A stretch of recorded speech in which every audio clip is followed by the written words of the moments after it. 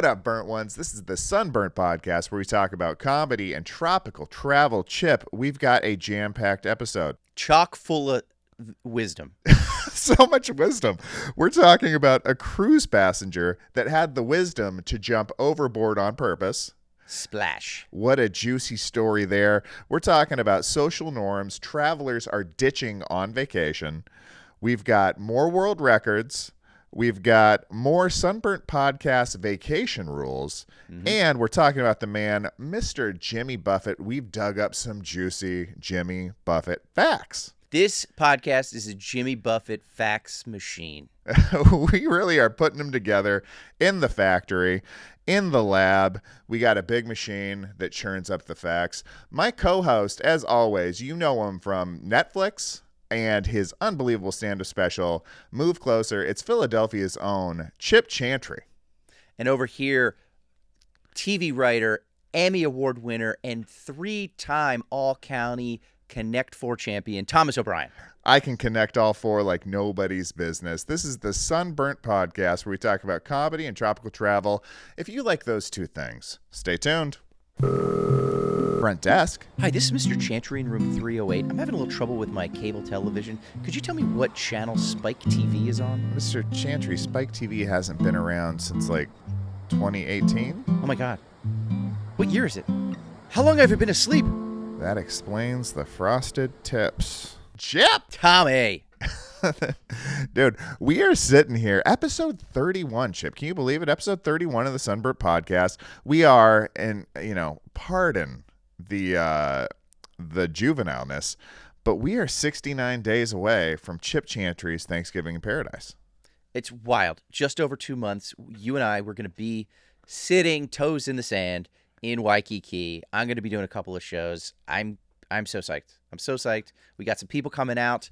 We want you guys to come out. If you're thinking, man, I got to make some vacation plan, or I got to make some Thanksgiving plans, we have them. Come to Hawaii with us. You're like, can I do that? Yes, you actually can. And I'm ready, man. I'm so psyched. I think about it every day. Me and my wife are talking about it. If you can come on out. Tickets are, you can find them on sunburntpodcast.com. We have a ticket section, and you can also find them on the bluenotehawaii.com website. November 26th, man. 2 shows. It's going to be awesome. And then we're just going to spend the whole week doing cool stuff. Yeah. On Hawaii. It will be something you will not regret doing if you can make it happen. But, Chip, we got other big news going on here. Huge news. We crossed 1 million views, bud. Look at us. Look at us. I know.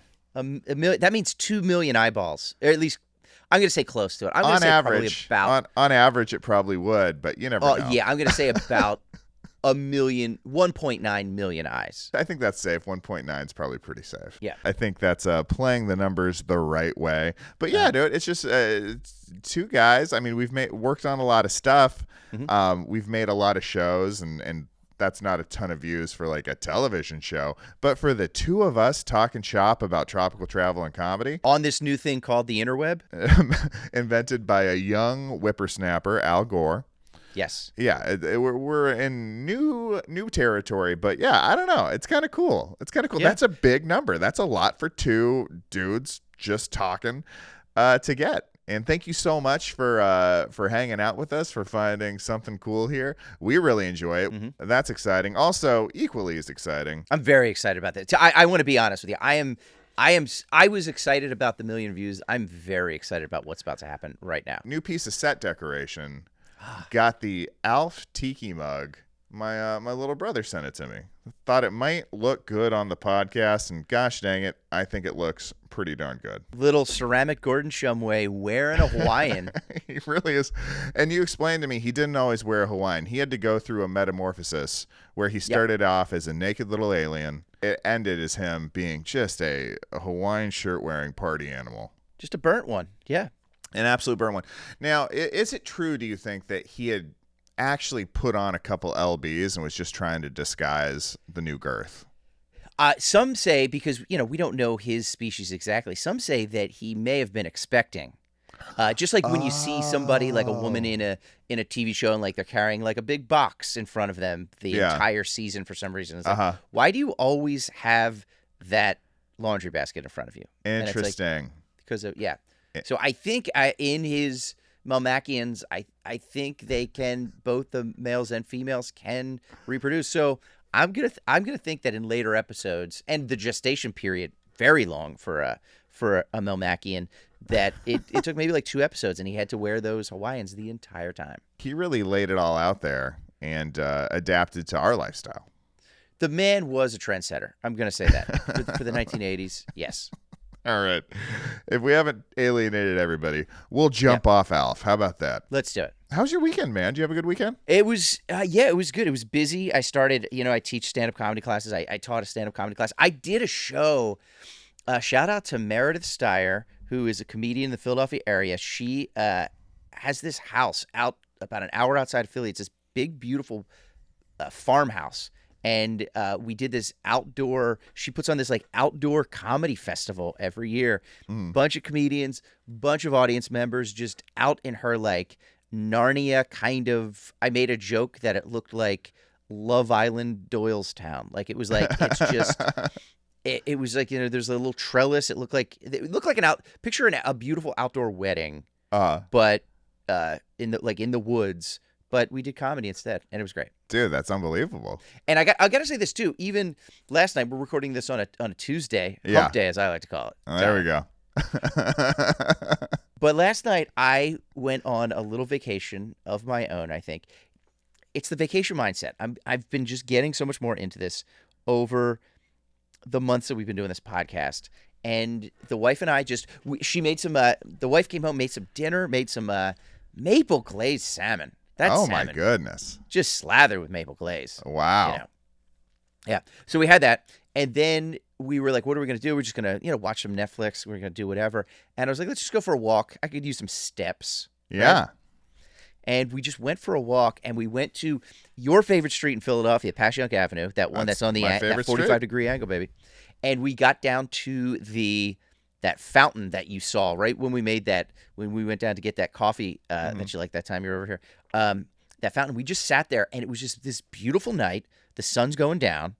Like this, we're a 10-minute walk from home. Yeah. Sitting around this fountain. There's a man playing guitar and singing, like he's just kind of busking, doing his thing. It's amazing. And we just sit there, and we're just like, let's just, instead of like walking too much further, let's just sit and enjoy. I felt like I was on vacation. And then Thomas, just God opened up the heavens and dropped an 85-year-old lady named Gloria right next to us. Glorious Gloria just plopped down next to us. She's like, do you mind if I sit next to you? I was like, oh yeah, sure, go ahead. And then she basically, like, right away, she was like, oh, thank you for letting me sit with you. I'm all alone. I don't have, so I'm not going to take up much space. And then, but then she's also, she's got her cane and everything. She's like, I'm all alone.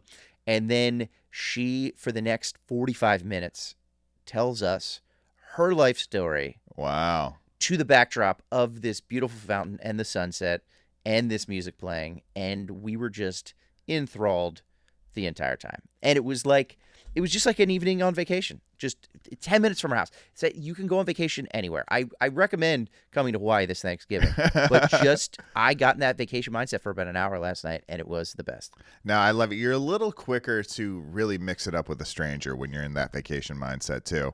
By the end of your conversation, had Gloria conveyed to you what life is and what it's like, particularly in regards to boxes of sweets and or chocolates? I mean, if you really want me to get into the nitty-gritty, Thomas. Yeah. She used a metaphor. And that box of chocolates was as if it was life. Huh. We had some gump action last night.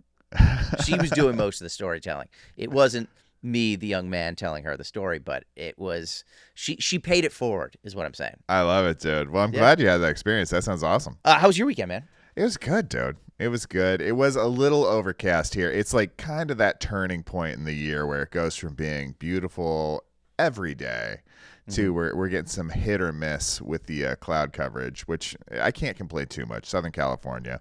Sure. But did have a beach trip derailed by slightly unideal weather. Now, is it because rain was going to come, or you just don't like to be out there in the cloudy? No, it's just like, why go if it's not perfect? Yeah. We called an audible, took the baby to see some animals, And that was a great experience too. But I had my heart set on the beach, and it was the first time this year the weather was like, no, you're not going, buddy. Now, you said you took your daughter to see some animals. I'm hoping this was like a certified zoo situation.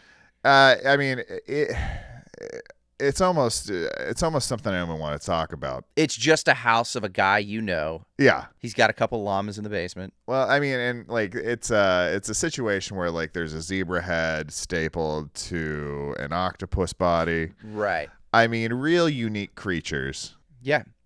Creativity. I hope it's not damaging the baby's perception of what's normal. You need to show her the world that's out there. You know, whether it is a beautiful sunset on the beach, whether it is some elephants at the zoo, or is it just a dingo in a guy that you took an improv classes with basement, you know? Yeah. Okay, let me say this. Uh-huh.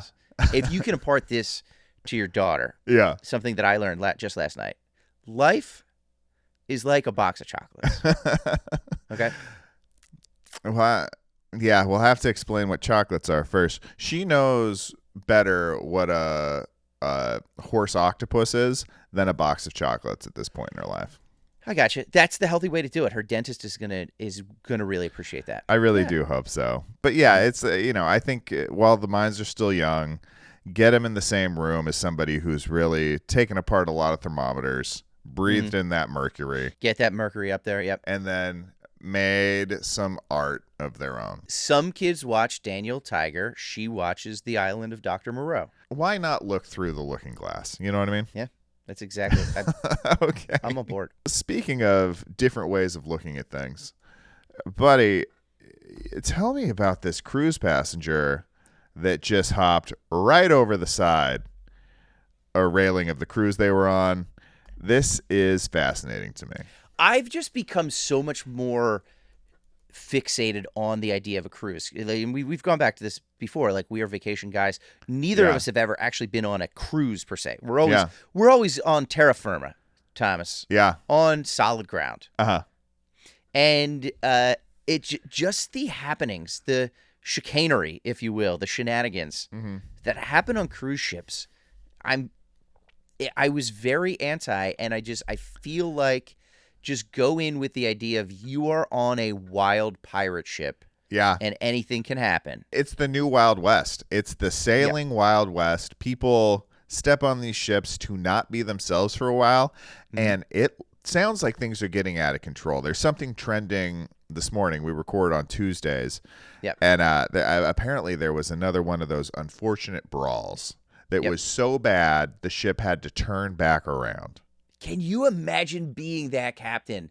Like, just having to be the dad on that ship and literally turn this car around. But also, people are like seriously injured potentially. Yeah. Like, that is Wild West stuff. That's the kind of thing that happened in a three building town. Yeah. This is even taking it to another level of calculated behavior on a ship. Pretty wild. All right. So I don't know if I'm saying his name correctly. It's Jey. I don't know if it's Jay. I'm going to say Jay. Jay Gonzalez Diaz is the guy's name. Okay. He was on a ship from Puerto Rico, a cruise ship, a Royal Caribbean cruise ship, from Puerto Rico to Barbados and back, because they bring it back. Most cruises are round trip. Apparently, Jay owed a little bit of money in some gambling debts to the cruise ship itself, and decided he's not going to pay that. So what do you do when you don't want to pay your debt? It's you dine and dash is exactly what he did. He gambled and jumped. He literally jumped overboard to dodge his $16,000 gambling debt. And was like, I'm out. And I guess you can do that with a cruise ship. And in international waters, I think that is something that, again, I'm not saying it's the right thing to do, but I'm not saying it's the wrong thing to do. Oh, my gosh. So here's what happened. So they are basically back in Puerto Rico, which is part of the United States. They're just about docked, I guess. And they have been boarded by U.S. Customs and Border Protection. And, like, they do the checking of, like, declaring goods, all that stuff. I didn't bring a spider monkey back from Ecuador or whatever. Bushmeat. Bushmeat. Yeah, no bushmeat this time. And I guess he was like, so he didn't want to have to face up because he had some other winnings, I think maybe from Barbados, that he won. And then he also owed stuff. So he's like, you know what? I'm out. Jumps over, decides he's going to swim to shore, I guess. A guy passing by on a jet ski just happens to pick him up. I don't think it was an accomplice. I think it was just a hero jet ski man. Yeah. Which you don't hear that term very much. Not a lot of guys on jet skis I would consider heroes. Can you imagine like a detective that primarily uses a jet ski, like somebody who fights crime on a jet ski? Yeah. Jet ski crime. I think it's interesting. I would watch that show. I would watch that show. Have you ever been on a jet ski before? Hell yeah, dude. Jet skis are super rad. Yeah, they're wild. As my friend Josh Gondelman said on Twitter years ago, he's like, I don't know why they're called jet skis and not motorcycles. I like that. But yeah, I was on, I think one once, and it was great. It was just, you're just flying across those. I always liked, it always freaked me out though. Do you remember these back in like the 80s when they really became a thing? When I was like a kid, there was two styles.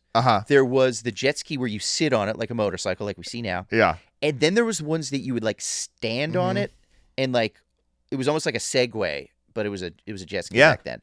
Those always kind of freaked me out. Honest to goodness, like I remember figuring out what like the purpose of both of those were. Mm-hmm. And what made sense in my mind as a child in the 80s was that the ones you stand up on looked more like dolphins, and you were supposed to ride those around dolphins. I think the mind of a 1980s Thomas O'Brien is filled with wonder and merriment, and it's like your daughter having that raccoon head on a jellyfish body.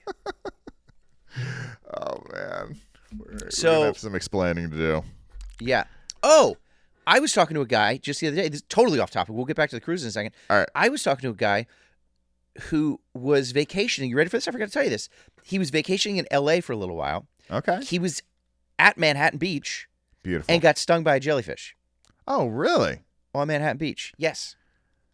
Wow. And, I mean, I don't know the guy too well. He said he did that. I don't know exactly what the ramifications were, but I guess watch out for jellyfish, Tommy. During certain times of years, they're all over the sand, dude. Okay. They wash up. Or, maybe one of his friends just swam under and just kind of pitched his leg a little bit. You used to play jellyfish bite all the time, right? As a youngster? Jellyfish bite. It's a game. Yeah. I mean, it sounds like a good game. It sounds like a great game. Also, I don't know. I'm not calling this guy a liar. Right. But some people do like that jellyfish attention. Yeah. I think it's Munchausen's jellyfish disorder. MJD.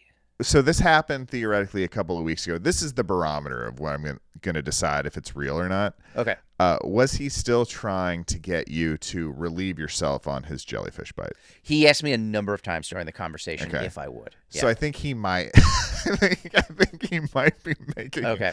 I might be making that up for ulterior reasons. Yeah.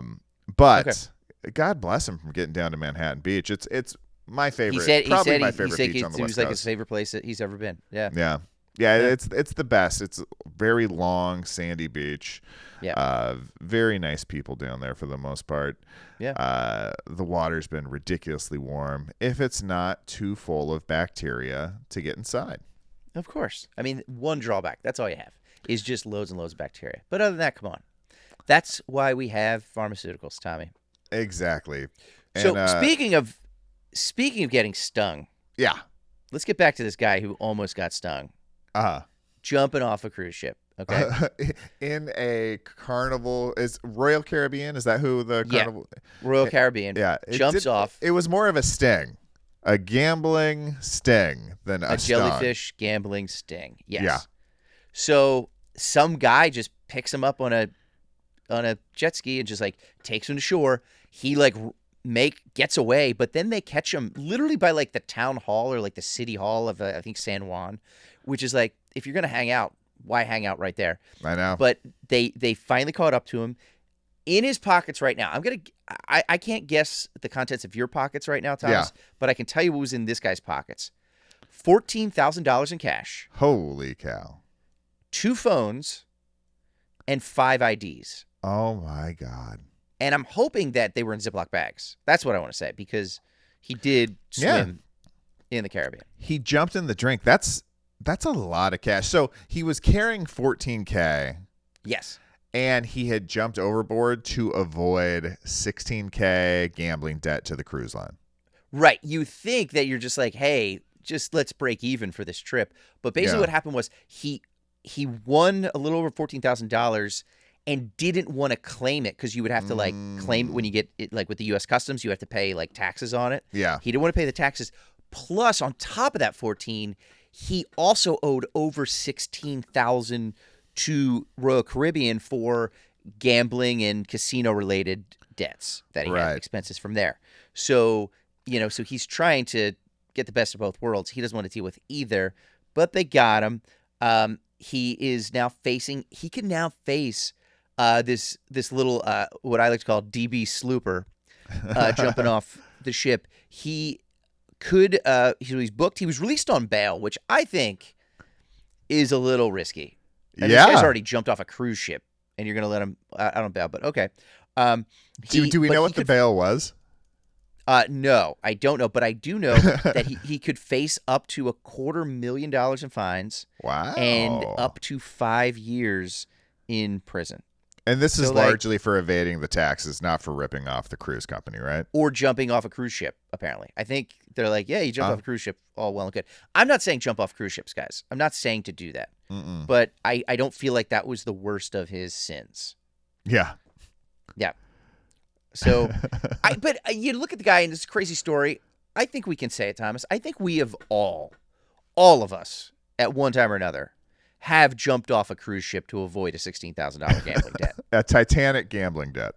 And if you enjoyed this story, you're going to love the follow-up, which this fall, look out for on Netflix, is the 3-part documentary of this crime entitled Boats and O's. So before we move on, I just want to say, and I just want to get serious for a second here. I know gambling is a serious thing. And getting into debt can be a very trying thing, but I want to honestly say, I think this guy went a little overboard. I think that phrasing definitely makes sense given the circumstances. Mm-hmm. He went a little overboard with the gambling. And then went a little overboard with the board. And I think the cruise line security team had trouble Carpe Diaz. They did not seize the J. No. They did not at all. Here's the thing. Now, when I first read the article, you see the headline, you're like, oh, this guy just jumped off a ship in the middle of the ocean to do that. They were docking, I think, or he was close to shore. I think he could see the shore, And he could also then see seashells down by the seashore. But I feel like I would jump overboard for much less than a $16,000 gambling debt. Oh, yeah. Well, it depends on how big it is, honestly. Yes. Okay, here's an example. Okay, here's an example of what I would jump off a cruise ship for. If I picture a cruise ship having big long lines and like waiting periods to like embark and disembark. And I think they do it in like you have like a time period where they're like, all right, these cabins from 11 to 12 or you and whatever. So it like does that, but I feel like there has to be a lot of waiting in line, like for different to go through customs, do all that stuff. And I would be like, all right, screw this. I'm just jumping overboard. And I'll just swim to shore, get an Uber to the airport. Yeah. I'm fine. Yeah, so like not to avoid paying taxes on $14,000. No. Or skipping out of 16, but you are literally talking about to save 30 minutes. You're willing to go overboard with your stuff. Depending on how high it is, I think that's fair. I think that's very fair. Yeah. Like I think again, maybe there's a plank. See, I think that this would okay, you ready for this? This would expedite a lot of the passengers, and I think it would be something that they could promote Royal Caribbean, Carnival Cruise Lines or whatever. Yeah. They're like, hey, now with the new water slide, now with the new theater that we have, it's like now with a plank, you can jump off with your suitcase to avoid long lines while disembarking. Express plank checkout. That's what it is. Thank the plank. Express plank checkout. That's exactly what it is. Yeah, what a great modernization of pirate techniques. They were good on the seas. They should bring back more of those. Peg-legged visionaries. I had never thought about it before, but like to get a peg leg during that period of time in such like kind of dirty environment, you really went through it, man. There was a leg removal, there was a healing process the whole time you're on sea. That's tough stuff. I mean, just getting your sea legs in the first place is tough, and then you got to relearn it with one. Yeah, that is tough. I also love the $14,000 in cash here, Chip. Yeah. What's the most amount of cash you've ever held, and why? That's a great question. I mean, I guess a couple $1,000s, and I don't even know like why that would be. But like maybe like I don't know. How about you? Is there a Yeah, I unless I'm forgetting something, which I could easily be. I bought a car when I was like in college. Okay. For not to brag, but $2,000 in cash. And I went down to the bank, got it, handed it over in an envelope. Doesn't feel like that much, man. No. Anything really you doesn't. can fit in an envelope doesn't feel like it's a life-changing. It was amount. $100 bills. Yeah. What kind of car was it? Toyota Camry. Of course. And you still have it today, right? I honestly would probably still have it. It was an absolute workhorse, but unfortunately, it was parked on the sidewalk, and in the middle of the night, or not on the sidewalk, parked on the street by the sidewalk. In the middle of the night, an ambulance driver fell asleep behind the wheel. Which is hard with those sirens. I'm going to be honest with you. Yeah. You got to really have a narcolepsy situation going on. Yeah. But no, like hit my car, picked up my car on the front of the ambulance, rammed it into like 4 or 5 other cars along the way. And like my car wasn't even on the same block I went to sleep on. Like when I went to sleep when I woke up. Okay. I want to stop you there. I want to ask you a very serious question. Yeah. Did you crash into an ambulance and then 4 other cars and then park on the next block? Did I, in reverse, crash into an ambulance at 80 miles? No. I truly was asleep and woke up. And like one of the funniest things about that experience was my car was mangled, dude. Like it was a total loss. And the people who like look at it for insurance purposes, like they want to pay you as little as possible. And like, I joke you not, it looked like a crumpled can, like a can you were going to recycle. It just got, they knocked off significant value from the car because they said there was scratches, accident related on the driver's side door. Which I'm just like, this whole thing just got like...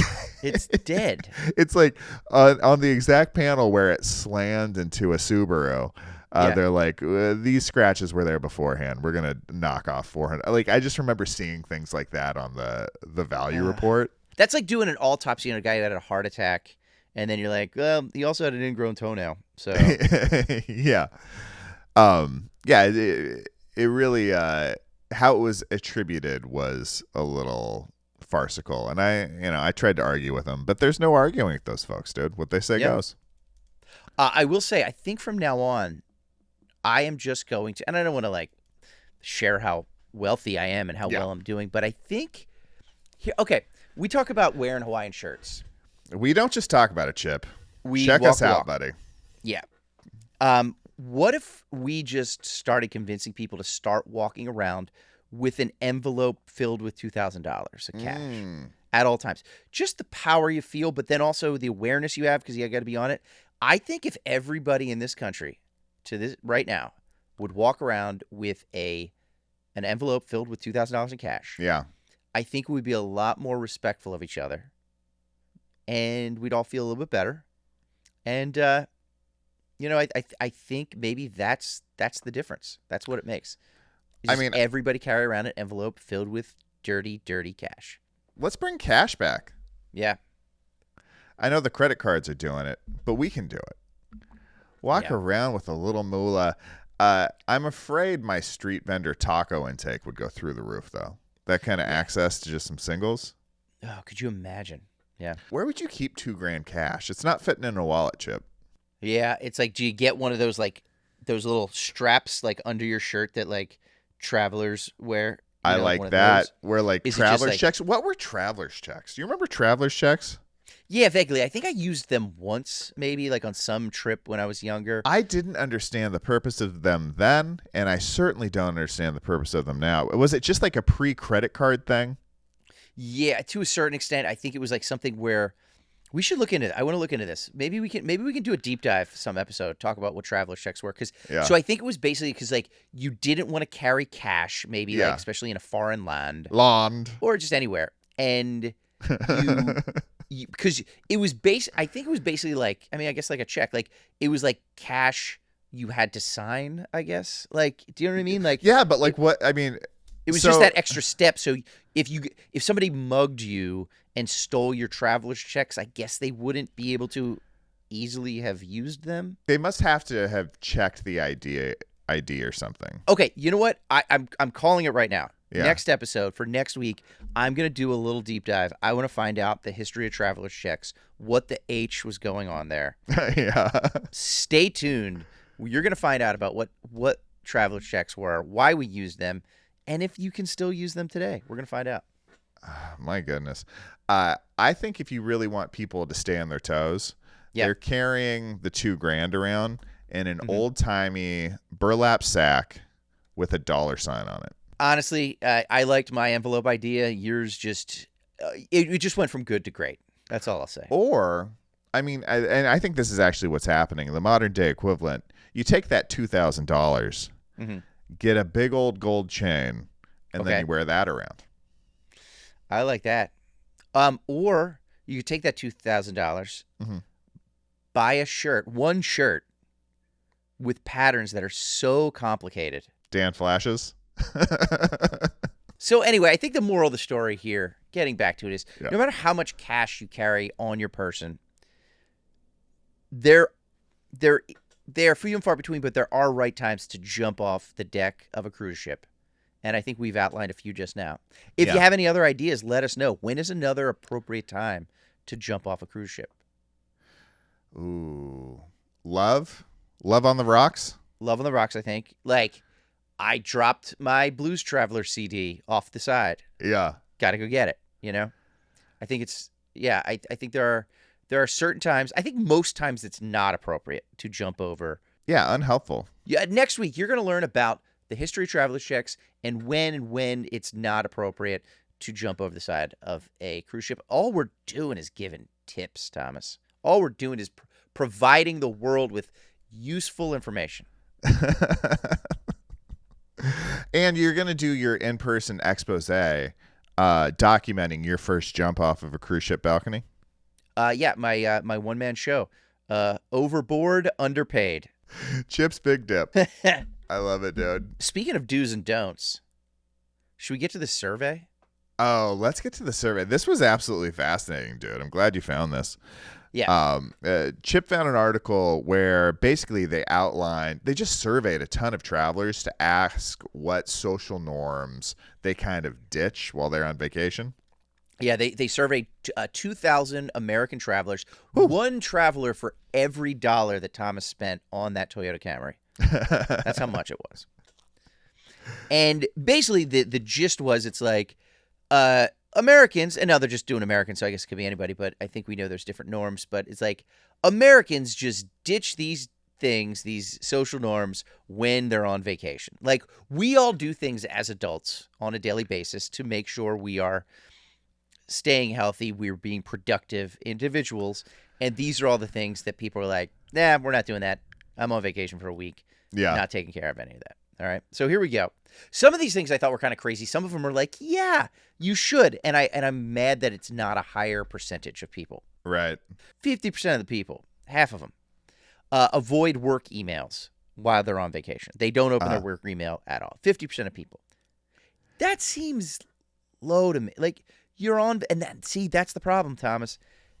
If this was like Europeans, it would probably be like 90% avoid their work email because they're like, yeah, we're on vacation and we're healing our bodies and minds. But we're just these mice on wheels that were like, well, we should check in at least once a day and just look to see what Bill from accounting is doing. And but about half the people avoid their work emails. What do you think about that? What are your thoughts on that? I think it goes back to what we talked about a couple weeks ago with people being too scared to take their paid time off. I don't think most Americans get true vacations. You know, no. You have 2 weeks off a year where you can do anything you want. You're not beholden to the company. That's kind of gone away. It's a lot of unlimited paid time off or unlimited time off. It's not paid time off, but you're still required to get all your stuff done. Yeah. So I think it's not ideal, but would I rather have to check my emails a couple of times and get to go on a sick trip? Or not? I'm still going, but it's not ideal. And I'm actually like, I think the 50%, that's healthier than I might have even guessed. Now, 60% of the people, Thomas, when they're on vacation, they sort of eschew regular tasks that they do in their everyday lives, like working out, straightening up around the house, or if they're away somewhere, like just straightening up in general. So about 60%, just those regular tasks, they're not doing them. No working out. No, none of that. Are you a workout on vacation guy? Probably. I can't think of a time I've been to like a hotel gym in earnest. Like if I'm traveling for work, that's different. Like I kind of stay. Yeah, when I'm doing comedy, like I'll stop down at the gym. Yeah.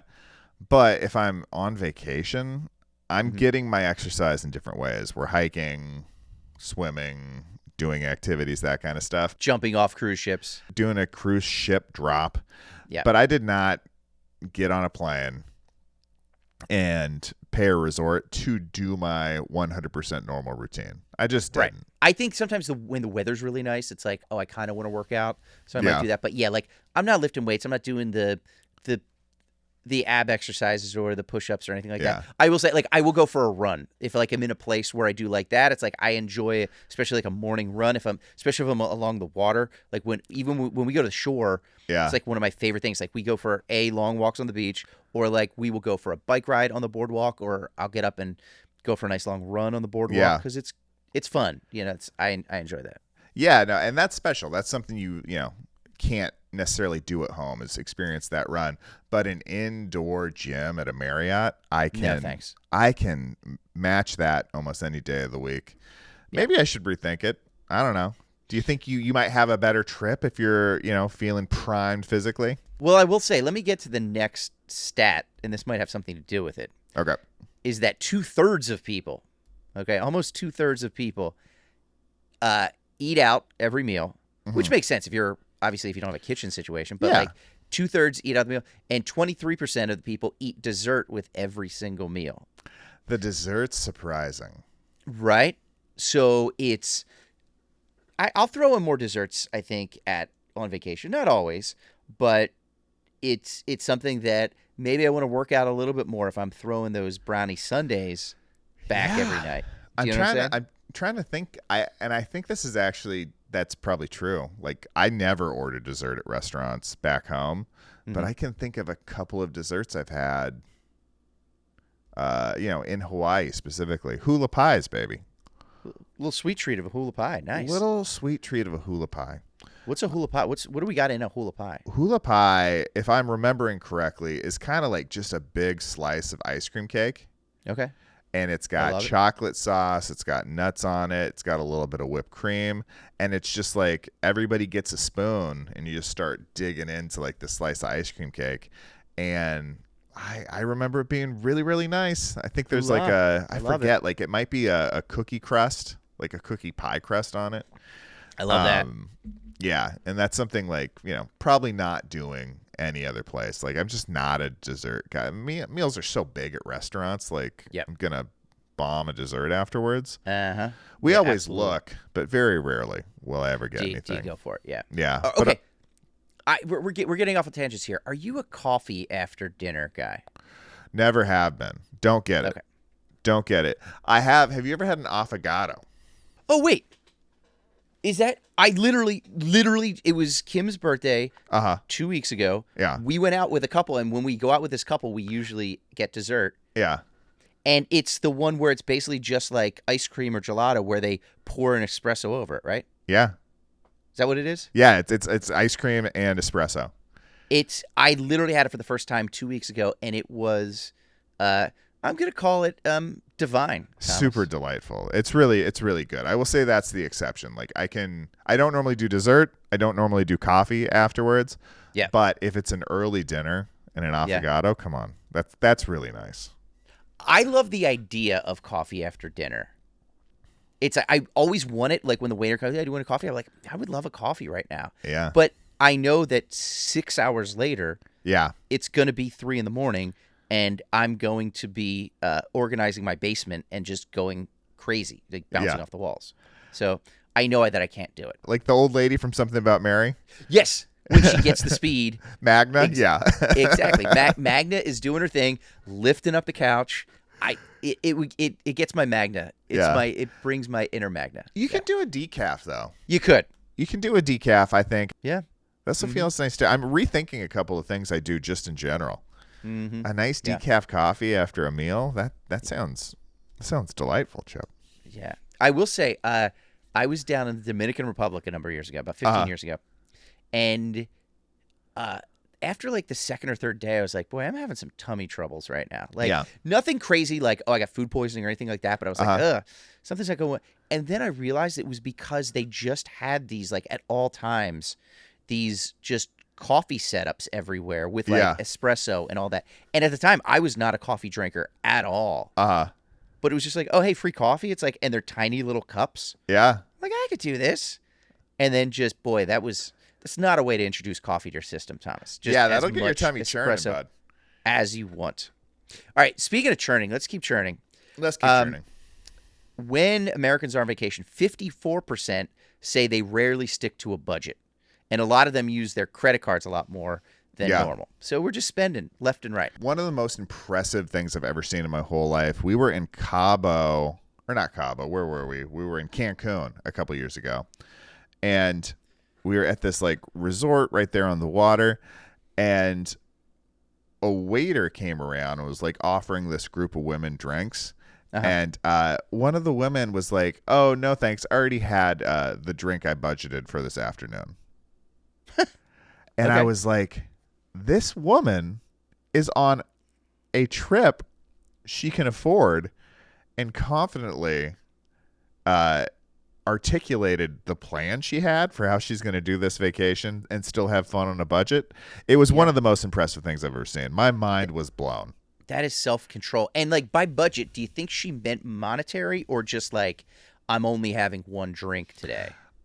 If that was the only portion of the conversation I heard, I could have gone either way. But no, it was just like she budgeted like, $20 for beverages during this lunch pool time. Good for her, man. I was just like, holy crap. Like, I just there was a confidence that came with it. She was just like, I know what I'm doing. She just seemed very, very real and confident in her own skin in the moment. And I remember being like, I've never done that on vacation. No. I've never done that in never my life, even. I mean, like when I was younger, you would for sure, and like the goal was just to do everything for as cheap as possible. But in my current day, it's kind of like I've gotten myself on this financial roller coaster for the next 7 days, and I'm just along for the ride. We'll see what happens by the end of it. Throw your hands up and say we. That's all I got. Yeah. I get you. All right. So speaking of throwing your hands up. Yep. When Americans are on vacation, 2/3 of them say that they don't reply to any texts or emails that aren't like life and death. So even from friends or whatever, they're just like, I see it. Yeah, I'm not going to get back to them. I'm on vacation. And a third of people say they just avoid texts and emails altogether. So they don't even look, like they're not even engaging, which is good for them, man. Yeah, that's really impressive. But I think if I'm understanding this correctly, it's not that like 2/3 of them don't. They just don't feel like they have to, right? They don't feel like they have to. Yeah, it's not. Yes, it's not an optional. obligation to them too. Yes, it's they optional. feel it's very optional. I think that's true. But the truth is, it's always true. Yeah. Especially if I'm out of the time zone, I don't need to get right back to you about your sweater or whatever. I get a lot of sweater texts, Thomas. That's what most of my texts are about sweaters. You get real quiet on the text front during the summer months, don't you? It's just a lot of crickets. Yeah, a lot of what's the word I'm looking for? I just had a word that I want to say. I can picture it. I was going to say a dust bowl. What are the things called that where they roll? I see them in L.A. The tumbleweed. The tumbleweed. Tumbleweed is what I was looking for, Thomas. Yeah. Tumbleweed. Speaking of tumbleweeds, this has nothing to do with tumbleweeds. Okay, here's the one that I'm going to say right off the bat, I take issue with. Okay. And I'm not saying it's wrong. I'm just saying I do the complete opposite. Uh-huh. All right? 42% of people say their favorite thing about vacation is sleeping in. I'm not a sleep-in guy. I'm just not a sleep-in guy in general. Yeah. And especially on vacation, like, I'm excited to be alive. I'm up. Yeah. I'm ready to go. I don't want to sleep the day away. Yeah. I want to sleep the day away when it's a work day. Yeah. Yeah. I think, I don't know. My wife is in that camp. She loves sleeping in. That's part of being on vacation, but that's also just part of not having work. I think maybe that more is aligned with getting to control your schedule. Yes. And not feeling the need to have to pre-arrange it. Like, being able to wake up when you feel like waking up and then do what you feel like you want to do, that is part of the intoxication of being on vacation. I get you. I totally get you. I love calling that. all your own shots. Yeah. I think this is fun. 36% of people say their favorite thing is forgetting what day of the week it is. That's a remarkable feeling. Yeah. I think you kind of have to. It's something people say a lot. I think it's something that's been going around on like vacation social media is like this, and not knowing what day it is. If you really don't know what day it is, what are you doing? Like, you know what day it is. Not like, needing to know what day it is. That's nice. Right. You may need some cognitive tests is what we're saying. Yeah. It's just like, maybe Mr. Biden had a couple of days where he was truly on vacation in the White House during his term. You know what I mean? Exactly. And and you're just like, all right, like, hey, I think here's the thing with me too. Like, I try not to think about it too much, but I'm always thinking like, all right, I only got 3 days left. I only got 2 days left. That is really challenging. And I try not to do that. I'm like, hey, I got a couple. Like when we were up in Portland this year, a couple weeks ago, it was just nice because we had a nice long stretch. It was like 5 days, and like I just sort of clicked it off and was like, all right, I know I have a couple sleeps here in this hotel. I'm pretty excited about it. My last day in Hawaii is always pretty tough. It's got it. Yeah, it's got to be. It's pretty tough, but the more you train yourself, the more you do these kinds of things, you can start delaying like when that feeling starts setting in. And just really being present, really being in the moment. Dude, we're going to have so much fun in Hawaii. I'm very, very excited. I can't wait. I've been thinking about all the things we're going to do. It is going to be fantastic. Thomas, I dug a little deeper. Yep. And I found out some other facts and some other statistics I surveyed a number of people. Right. You did your own research. This is not part of the article. I did my own research. That these are other things that people sort of leave by the wayside, or that they do that they normally don't do when they're living their regular lives. Okay. 48% of people just avoid all personal hygiene in general. There's no deodorant. There's no showering. There's no brushing of the teeth. You're on vacation, Chip. Yeah. 57% of the people shoplift big ticket items while they're on vacation, constantly. Just the 5-finger discount all the time. That's a real relaxed view on shopping. This is alarming. 63% of Americans on vacation say they'll see an elderly person on vacation and they'll do that thing where the one guy gets down on his hands and knees behind him, and the other guy pushes them over and knocks them over. Wow. 63% do that to an elderly person when they see them on vacation. Wow. Yeah. That's dangerous. 37, what's that? That's dangerous. 62% say that they give away the ending of that catfish documentary on Netflix just openly to people while they're on vacation. They just tell everybody what happens, who was doing it the whole time. I don't think that's fair. That's not nice. That's a spoiler. Yeah, 59% of people will tickle a policeman against his will. Seems dangerous. This is a lower percentage, but still high for what I thought it would be. 16% of Americans on vacation say that while they're on vacation, they will at one point attempt to kidnap one of the Harlem Globetrotters. That's a high-value target. It is a very high value, very tall value target. Can you imagine the Liam Neeson movie where he's got to get a Globetrotter back? And it's just him doing all of that crazy stuff, but it's just the song Sweet Georgia Brown in the background the entire time. He's like, I've got a very specific set of skills to rescue a man with a very specific set of skills. He's got his skills. Thomas, 55% of Americans, when they're on vacation, will start a ska band. Oh, my gosh. You got to get the horns in there. They put up flyers. They have a rehearsal. 55% of Americans, over half Americans, start a ska band every time they're on vacation. 68% of Americans use the phrase, take it sleazy, at least thrice daily. That makes sense to me. I can vouch for that. And finally, 11% of Americans say that they will cut the brakes on their boss Greg's F-150. This is why Greg keeps advocating for reduced vacation time. Yeah, those brake lines don't cut themselves, and he knows who's doing it. He's put two and two together. He's done the research. He's seen the vacation calendar. He's looked at his bills and his incident rates. He knows what's going on. Greg's not a dim bulb. No, he is not. But he has been in 55 accidents. Yeah. Over the course of the last calendar year. And most of them are during vacation season. Mm-hmm. Patterns, Thomas, patterns. Yeah. So there you go. Those are the things that Americans that we do on vacation. And, hey, I salute 90% of them. That's fascinating. Is there anything that you see here in the numbers that you feel like I probably need to adapt this? This is something I don't do. I'm seeing that a lot of people are doing it. Like, how does this change the way you want a vacation? I will say this. When it comes to technology, like emails and text work or otherwise, I'm still looking at my phone. Sometimes I do try to put it away a lot more, but like I would love to just keep the phone in the nightstand at the hotel. Yeah, it would be great, but then you don't have the pictures. You don't have the photos. That's our camera. That's the tricky. Yeah, that's the tricky part of that.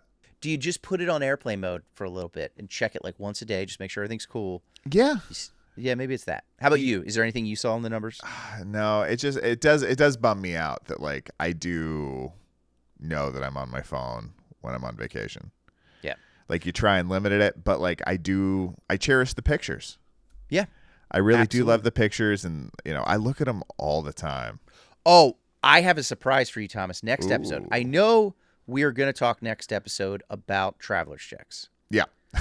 I did see another article about vacation photos that I think you're going to love, that I think the listeners are going to love. So I'm just going to tease that for next ep. That's all I got to say. All right. I'm here for it, dude. You know what you're also here for, Thomas? I am here for human beings pushing the limits. Yeah, you are. Yeah. You are. I'm here for feats that have never been done by any other person. Nope. Yeah. If you the listeners, the viewers at home, just take a smell. Do you smell that musty kind of old paper smell? That's us cracking open the Guinness Book of World Records. Oh, we're cracking it open. And you know what I'm going to do while we crack it open? What's that? I'm going to get a good old-fashioned slather going. We're talking about all these, checking out photos, thinking about vacations. Dude, I love getting a little of that scent. A little Hawaiian Tropic on there. Feeling a little. I want to bathe in some world records right now. Yeah, we've got to. It's world record time. Every week, Chip and I Oh, well, this is a great slather. Every week, Yeah, Chip you're and feeling I pick a world record from the good book, the Guinness Book of World Records. We're working off the 2025 edition, which is almost not the current edition anymore. 2026 is rolling out, Chip. Right around the corner. It's right around the corner. Tommy, what do you got? What's your world record? Let me tell you what my world record is. My world record is as much as it is a feat of humanity, as much as it is an incredible physical thing to do, it is also the test of a marriage and the test of a connection between two people. Okay.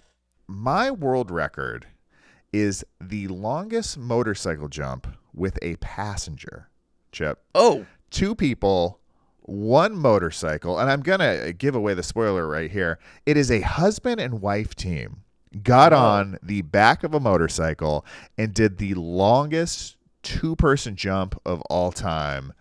I mean, I can't imagine the trust. I can't imagine the skill. I can't imagine why you would risk everything you've built together to do this record, but they did it. And do you have any idea what kind of distance they were traveling? If you had to guess what the world record is for the longest two-person motorcycle jump, what would you think that would be?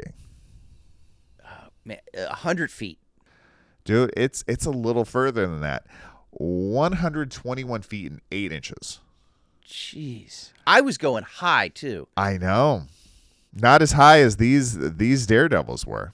It's the good part of a football field. Like, that's what, over a third of a football field. It's over 12 basketball hoops stacked end to end, like basketball rims, the height, 10 feet.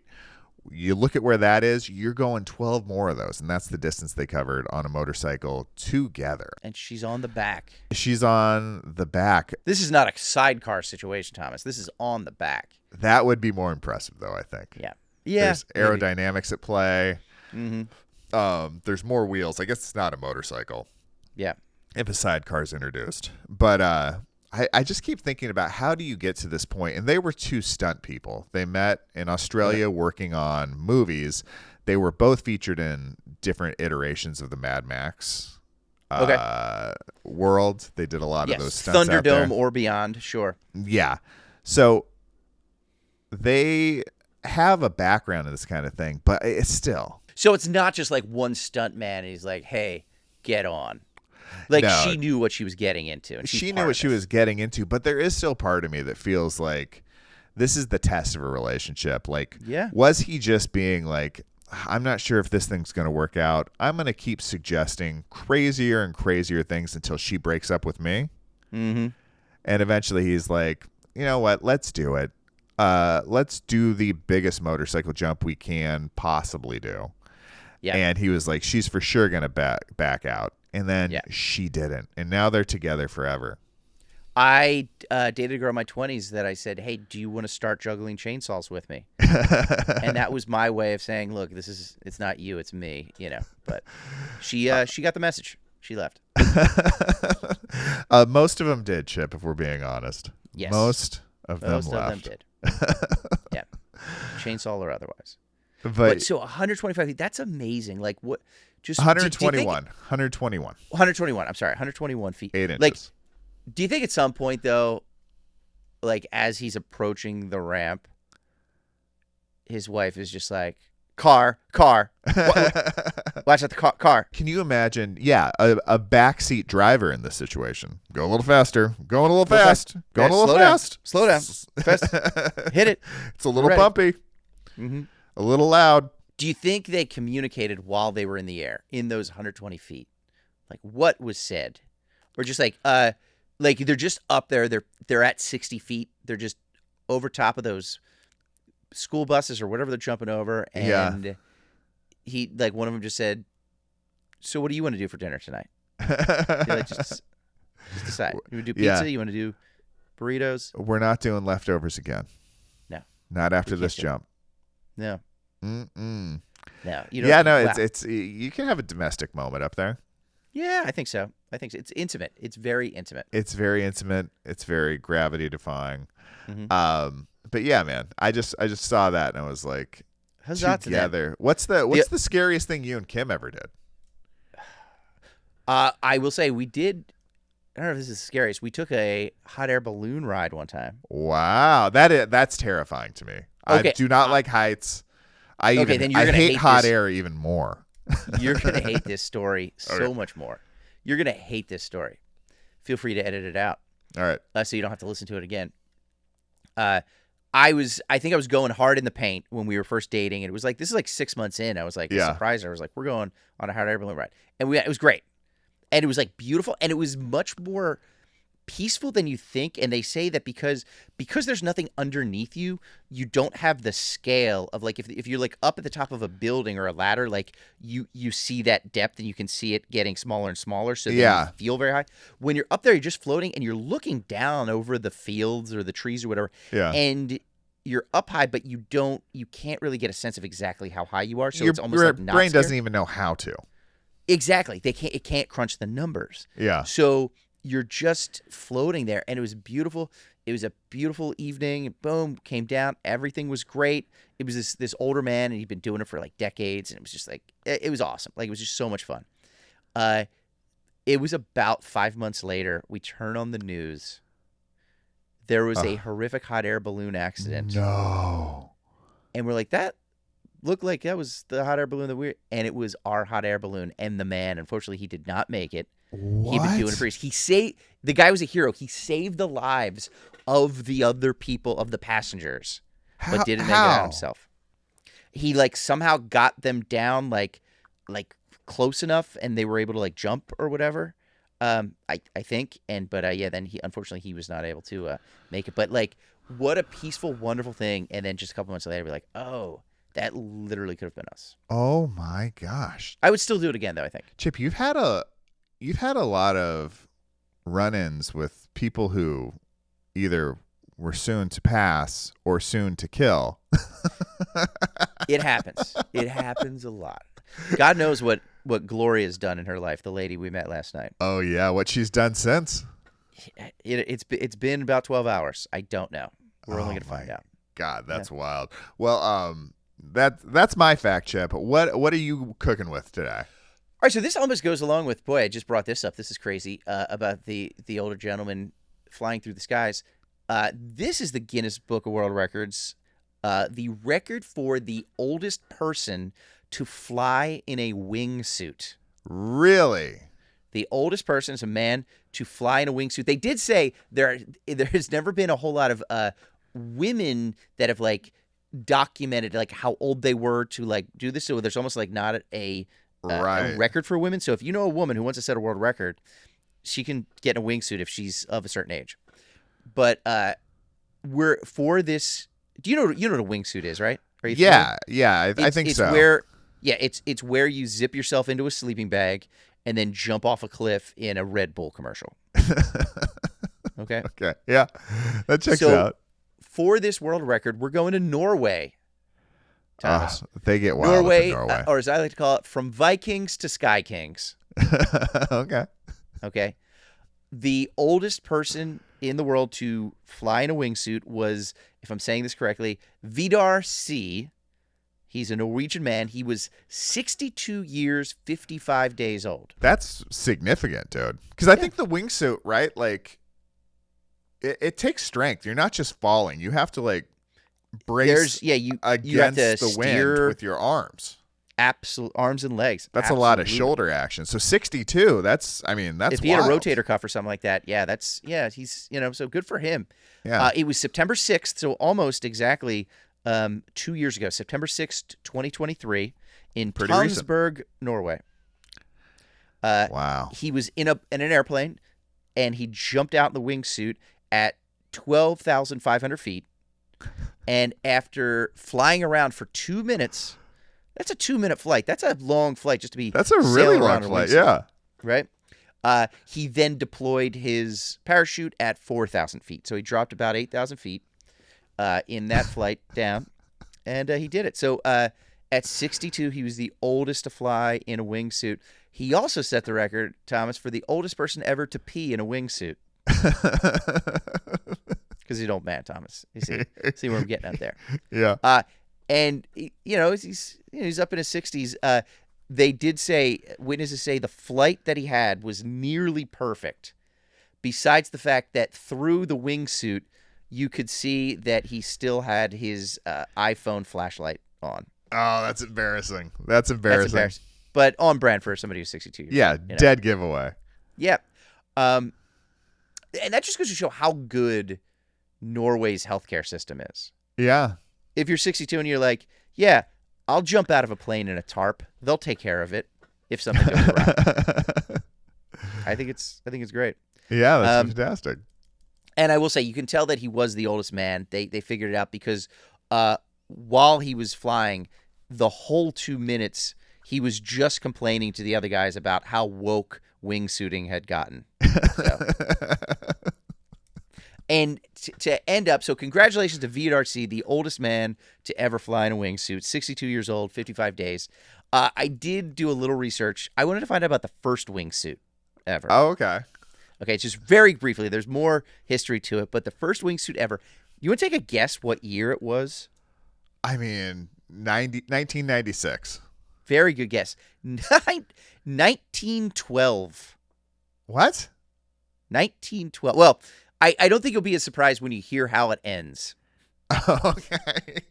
But like before automobiles. Modern day wingsuiting, yes. That was, I think it became popular in the 90s, yeah. So but the first ever attempt. This was a guy who was just like, I've seen birds do it. I know the secret. Uh-huh.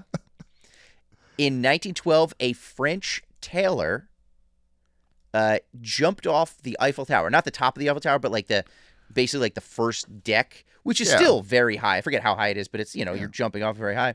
And he just tailored his own wingsuit. Here's the best part. So he told the police that he was going to throw a dummy off the side because they're not going to let him do it, right? He's like, I'm going to throw a dummy off the side. But then he gets up there and basically just ditches the dummy and gets up there himself, and they try to talk him down. They're like, don't do it, don't do it, don't do it. And he jumps off, and it was about a 90-second flight, and he landed about a half a mile away from the Eiffel Tower. No, I'm kidding. He just nosedived and went directly down and landed head first directly below. It did not work at all, Thomas. It was just a screaming failure. And also, I will say that he was kind of correct. A dummy did jump off the Eiffel Tower that day. It did. He did launch a dummy off the Eiffel Tower. I mean, what's the thought process there, Chip? It's like somebody's got to do it first. Somebody has to be the first. Yeah, the dummy. Yes. Like, why not try it out? See if it works. I know. Yeah. He was just like, well, then I have to climb the stairs twice. Mm-hmm. But he could have saved himself a whole death. Yep. If he would have tried it out of the dummy first. Yes. Which is really all you get. Yeah. That's all. Usually that's all you get. Yeah. But I do, God, there seems like a much more naive time. There seems like just this thirst to be recognized in Parisian society. Right. Like, I don't know. I can see a lot of different factors going into what eventually led to him doing this bold move. He thought he was going to be famous. He thought he was going to fly. He thought he was going to be revered by his countrymen. And he became a splat on the lawn. Yes, next to the Eiffel I Tower. believe it's Les Splat. Yeah, in the en français. But moving back to 2023, congratulations to Vidar C, the 62-year-old man who is the oldest man to fly in a wingsuit. That's really impressive. Really impressive that he'd even want to. So those are your world records, Thomas. Those are our world records for the day. Now we are on to rules that shan't be broken. We've got another round of Sunburnt Podcast vacation rules. Chip, what are you working with? This is vacation rule number 78. If you're traveling with a group, keep it to one night of blackout drinking per person. Okay, that's your mulligan. You get one. Every night in paradise should not have to end with me breaking up a fight between you and a window salesman from Cleveland, right? All we want to do is just get a little buzzed on mojitos all week. We don't need to plan your intervention luau. An intervention luau is rough. Because it's kind of fun. You get the drums, you got the dancers, but then you gotta read those notes. It's not an intervention luau that we saw, but we did see an appropriation luau at the end of the Brady Bunch. It should have been intervened. I will say it should have been intervened. The Brady Bunch 3-episode arc where they went to Hawaii ended with one of the wildest luau's you can even imagine. It was Vincent Price Yep. in like saddle shoes and khakis sitting on the sand. And then the Polynesian drummers were just two men who were probably Polynesian, and then just one dude named Hank, who was probably just a grip. And they're just like, working those drums. We need a third. Just take your shirt off, Hank. Stand in there in your dungarees, and you're going to beat those drums. And Vincent Price, by the way, who had kidnapped and held captive 3 children earlier in the episode, was given an amazing job for hoarding ancient Hawaiian artifacts. Mm-hmm. He became like the head of the museum after kidnapping children, hoarding artifacts that did not belong to him, and then I believe for helping to get the authorities to look the other way on the kidnapping. Yes. Greg Brady was also given some kind of accolade. Yeah. Which just goes to show, Thomas, and I don't mean to undercut this segment, but sometimes vacation rules are meant to be broken. That's true. That's true. But no, but I believe you have a vacation rule that should be adhered to. Oh, I certainly do. And I do enjoy your rule. It's like, keep the train on the tracks, you know? Yeah. It's You're like already if you get doing one crazy night, we all have that mulligan, whatever. But it's like, I don't need to be babysitting an adult all vacation. And what are you numbing out from? You're on vacation. You're on vacation. That's the thing. You know, I used to do a bit about this, and I don't have to go off too much, but I used to do a bit about this, and people didn't buy it too much. But I used to say, and I get it, I like to have a couple cocktails. I don't love to drink. Like, I know some people who just, they go to the shore or whatever, and they're just like, drink. Yeah. And it's like, what do you, like, enjoy your vacation? It's like the one time I don't necessarily need to drink. Do you know what I mean? Like, I want to be drinking on work days. Like I said, it's kind of like sleeping in. It's like, I want to be aware of what's going on right now. Yeah. You know? Like, I want to just have a good time. Yeah. No, and I think that it's great. Get a mojito. A little buzz. Space it out. Have a little buzz going on. But you never want to, No. Can you imagine throwing up on vacation from overindulging, Chip? No. That's a one of your worst nights of the year. One of your worst nights of the decade. You don't want that to be on vacation. You don't need it to be. No. Great rule. All right. What's yours? My rule is vacation rule number 286. And it involves being a shared hotel room experience. Okay. Those could be tight quarters. Tight quarters. Vacation rule number 286.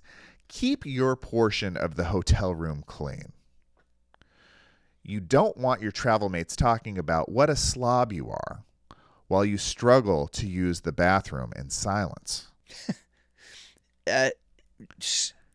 Truer words have never been spoken, Thomas.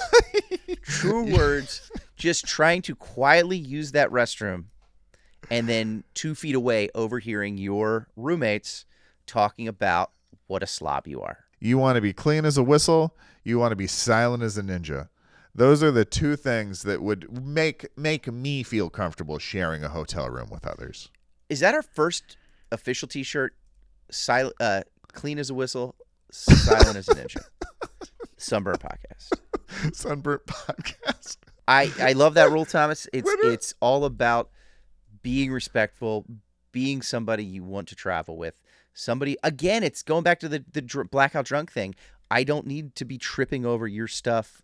You're an adult. Act like it. I know that, 59% of people don't want to clean up after themselves on vacation, but take a minute. Take a minute. Yeah, it is interesting, though, because if you're in a hotel, somebody literally cleans up after you. Yes. And I think they do offer that service, to keep their place nice and clean, to make sure things don't get out of hand, to make sure they can get eyes in your hotel room once a day. Mm-hmm. But it's because people don't when they're on vacation. Yeah. They don't clean up. But it's like, just be a little respectful goes a long way for everybody else. Yeah. Yeah, I think it's nice. When you're sharing a hotel room, you just got to keep your stuff clean. Yeah. You don't want to be the dirty birdie. I love it, Thomas. Excellent rule. A rule to live by. Those are some juicy vacation rules. I think we have some even juicier Buffett facts this week. So much juice. We are huge fans of Jimmy Buffett, his lifestyle, what he represents, what he did with his time here on this planet, and we have synthesized all the information we've been able to glean about him to find new and juicy, juicy, juicy facts every week about the man and the life he lived. Chip, what is your Buffett fact this week? Jimmy Buffett never played the Super Bowl halftime show. Because if he did, the teams would just want to cancel the second half and party. It would just be too much of a vibe, man. They're just cracking skulls, just fighting what they've worked their entire lives for. Yep. The two top teams, physical specimens of just adrenaline and just going for it. And then just hearing Cheeseburger in Paradise, they're like, we're not going back out there again. We're taking off the helmets. We're throwing on the Hawaiians. Let's all go have a luau. I think Jimmy would have known that because he noted football fan. Loved the Saints. Mm-hmm. He also knew his power, though. I think he knows. He shows up to that Super Bowl. I'm sure they asked him a number of times. Yeah. And he was just like, guys, do you want to keep this competitive? Call Prince. Thank you very much. Whew. I mean, that guy will keep the intensity up for you. He will. Yeah. How about your Buffett fact? Not a lot of people know this, dude. Okay. Jimmy Buffett's mustache never got trimmed. It got even. So true. It was always very even looking. Yeah. And it got even. Yeah, and even when it wasn't on his face, it's not that it had been trimmed. It's that it was just in various incarnations for various reasons, going around and setting wrongs right, getting even. Getting people's comeuppances. Yeah. With his facial hair. Amazing. Again, the amount of research you did for that one is just, it's unparalleled. And I appreciate that, Thomas. It's very challenging to say something they never did. You have to fact check the whole entirety of its existence to make sure it didn't do that thing. So, I mean, this was hypothesis. This was painstaking work, but I think it was worth it. 100%. And I salute you for that. Buddy, I mean, we have cruised way over time. Yeah, we got to get out of here. Yeah, we've got to get out of here. But this was so much fun, man. Thank you for doing this again, and thank you guys for watching, for pushing us over that 1 million view mark. That's wild. That's crazy. Yeah, that's wild. It really feels weird to know that's true. And we got Chip Chantry's Thanksgiving in Paradise coming up in 69 days. You can get tickets on sunburntpodcast.com in the ticket section, or on bluenotehawaii.com's website. November 26th, 2 shows, an early show and a late show. We're going to be doing a bunch of other stuff that week in Hawaii. Come on out if you will. You got anything else to throw in that's coming up this week? No, just check out that pod, let people know about it, and find me at Chip Chantry on all the stuff. Beautiful. And you can find us on at Sunburnt Pod everywhere. Oh, and we're going to be giving away another Big Fun shirt. Do you want to win a Big Fun shirt just like this from the good people at Big Fun Shirts? This is super easy. This is all you have to do, okay? All you have to do is tell them, Thomas. Go ahead. Yeah, we're gonna. I'm not exactly sure when the video is gonna go up, but follow us on the YouTube channel. We're gonna be putting up a short that says something along the lines of, hey, do you want to win a Big Fun shirt from the Big Fun Shirt Company? We love these Aloha style shirts, and you kind of just get to pick the fabric, and then they make the shirt out of it. Yeah. It's really a fun, interesting experience to be a part of, and we're just giving it away, and all you have to do is just, put a comment down below on the video. That's it. So that's coming up, and yeah, man, this was so fun. Episode 31 in the books. This is the Sunburnt Podcast, where we talk about comedy and tropical travel. Until next time, stay burnt. Front desk. Hi, this is Mr. Chantry in room 308. I'm having a little trouble with my cable television. Could you tell me what channel Spike TV is on? Mr. Chantry, Spike TV hasn't been around since 2018. Oh my God. What year is it? How long have I been asleep? That explains the frosted tips.